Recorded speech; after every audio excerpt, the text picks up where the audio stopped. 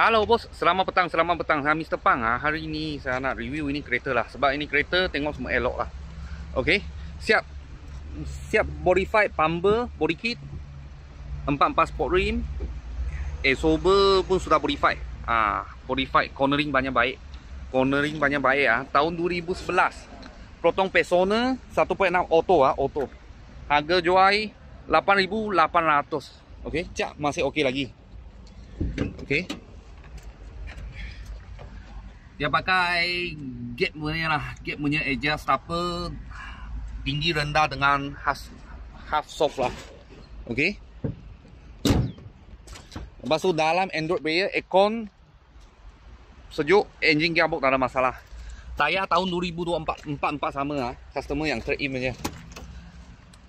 Kereta dia simpan kat rumah, tak ada pakai. Tak ada pakai, lepas tu dia trade in lah. Okey.